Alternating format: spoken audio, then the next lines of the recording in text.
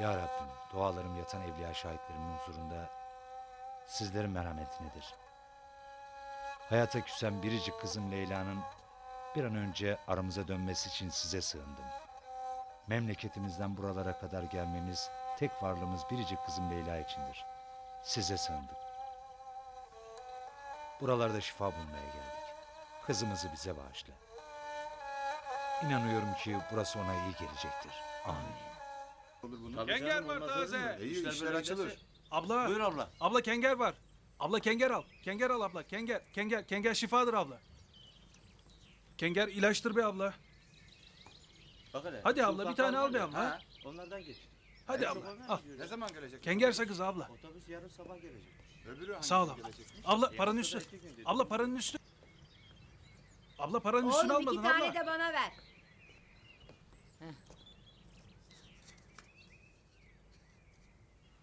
Hadi gidelim. Kenger. Taze kenger. Kengere gel. Taze sakız. Taze sakız. Kengere gel. Kenger mi almış güzel kızım? Güzeldir kenger. Dişleri de korur. İlk başta biraz acıdır ama Leyla kızım. Bu kengerin efsanesi çoktur buralarda. Halen çoğu köylerin ekmek kapısıdır. Diken deyip geçme. Kimi yemeğinden, kimi kahvesinden, kimi de sakızından böyle faydalanıyor işte.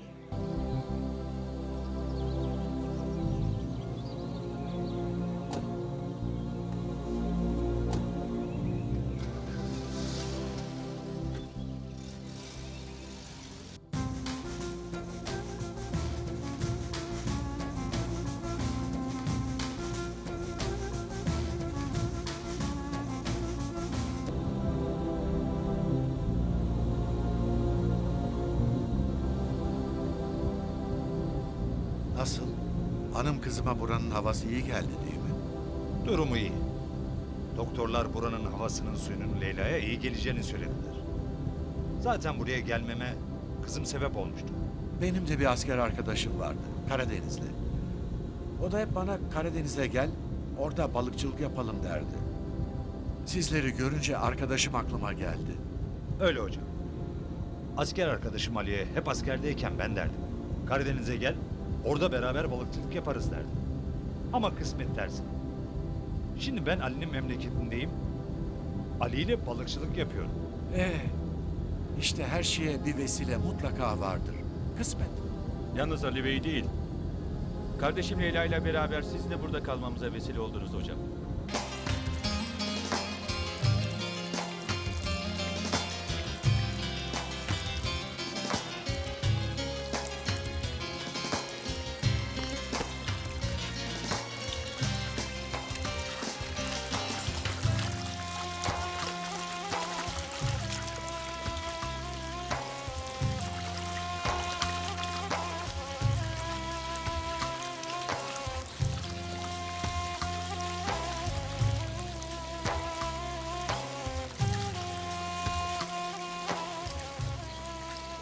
Bak gördün mü?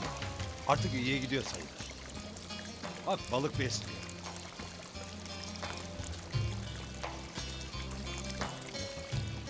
Ben sana demiştim iyi olacak diye.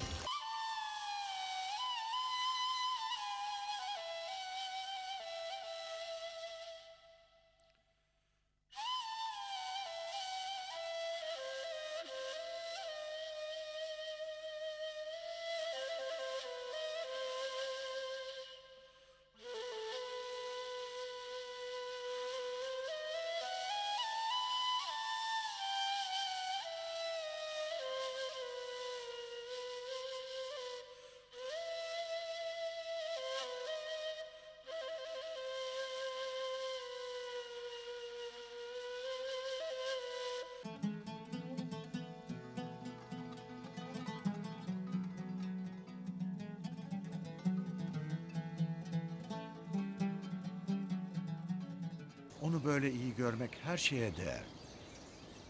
Demiştim sana zamanında İdris Efendi. Bu kız burada iyileşecek. Demiştin. Çok zaman acı çekti kızımız. Acıyı da beraber çektik. Ta ki onun dilinden anlayan biri kapımıza gelene kadar. Nasıl yani? Anlatırım hocam, buyur. Kızımızın iyileşmesine vesile olan şu adamı merak ettim.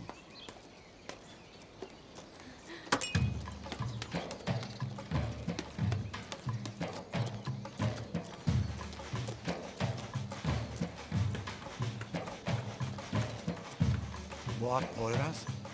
Bu kavunun atı. Ne arar burada? Bu at sahibini arar hocam. Atın sahibi senin merak ettiğin adam. Demek kavo burada. Nasıl anlamamışım? Topu topu 6 saat yol.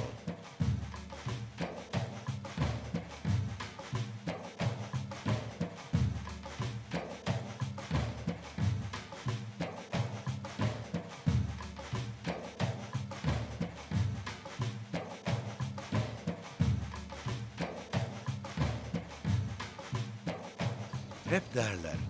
Bu at zaman zaman mezarlardan ayrılır, kaybolur. Evet hocam. Bu hayvanın mazisini bil. Oradan ayrıldığında muhakkak bulunur. Kimi zaman boş gelir, boş gider. Kimi zaman da boş gelir, dolu gider.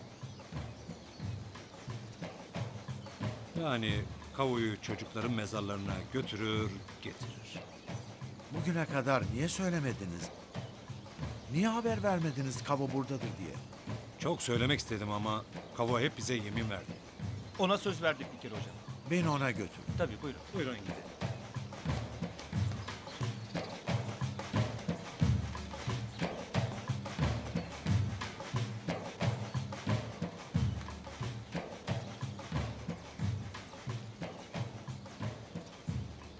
Demek geldin. 3 hafta geciktin. Yolunu bekledim bilmez misin? Senden başka dostum var mı?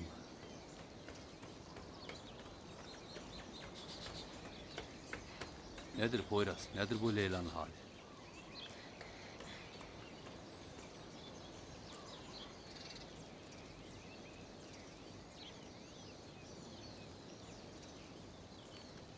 Ne iştir bu Poyraz? Bu sefer izini kaybettirmeden gelmişsin. Niye iz bıraktın Poyraz? Selamun aleyküm. Aleykümselam. Hoş geldin hocam.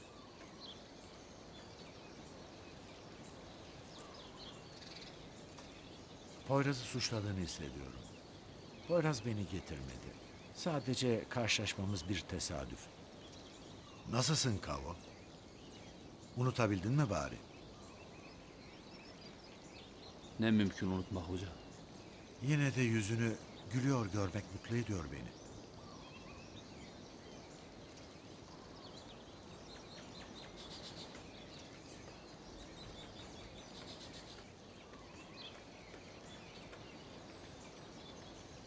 Belki anlatmışlardır. Bu kız pek iyi sayılmaz. Beni güleş gördükçe o da güldü. O güldü, ben güldüm. Ben güldüm, o güldü. Anlayacağım, birbirimizi tedavi ettik.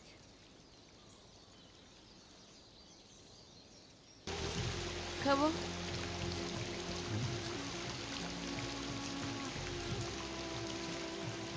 Konuştun Leyla. Daha önce de konuşuyorduk ya. Konuşmak için illaki dil mi gerek? Gözlerimizle az mı konuştuk seninle? Doğru ya. Adalet dedi biraz üzdü seni. Yok, üzmedi. Unutmak istediklerimi hatırlattı. Hepsi bu. Gidecek misin? Gitmek mi? Nereye? Bilmem. Öyle hissettim. Sanki buralardan gidecekmişsin gibi. Şimdilik öyle bir düşüncem yok. Gitme olur mu?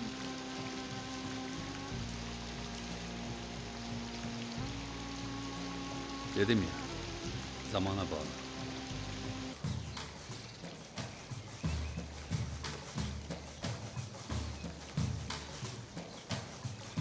Ne düşünüyorum biliyor musun? Ne düşünüyorsun bakalım? Belli ki Kavo'nun kimi kimsesi yok. Baksana, neredeyse yıllar oldu.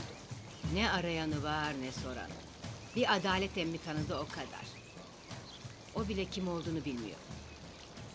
Hele çıkar o ağzındaki bak. Diyorum ki Leyla'yı bu adamla evlendirelim. Madem ki kızımızın şifası oldu. Olur mu dersin? Olur tabii, niye olmasın?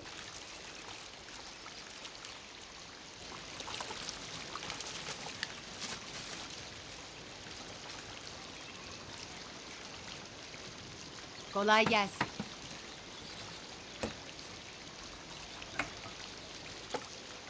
Bir şey konuşabilir miyiz? Gereği var mıdır ki? Defalarca konuştuk. Hem ne konuşacağını biliyorum. Benim kim olduğum, nereden geldiğim meçhul. Nereye gideceğim de meçhul. Melek yüzlü Leyla'yı böyle birinin kaderine terk etmeye içiniz nasıl el verir? Leyla gençtir, Leyla güzeldir. Kısmetini kendi bulacaktır. Bu dünyada hiç kimsenin olmadığı kadar mutlu mesut olacaktır. Çocuklar büyütüp torunlar sevecektir. Benden bunu istemeyin. Sana illa kızımı al diyemem Kavo. Ne zor koşacak gücüm vardır, ne de ısrara yüzüm vardır. Leyla'mı hayata bağışladın. Daha ne isterim senden? Haşa. Hayata bağlayan yaradandır. Ben kimim ki? Leyla aydır. Leyla güneştir. Nasıl ki ben ona güneş olmuşum, o da bana güneş olmuştur. Daha ötesi değil.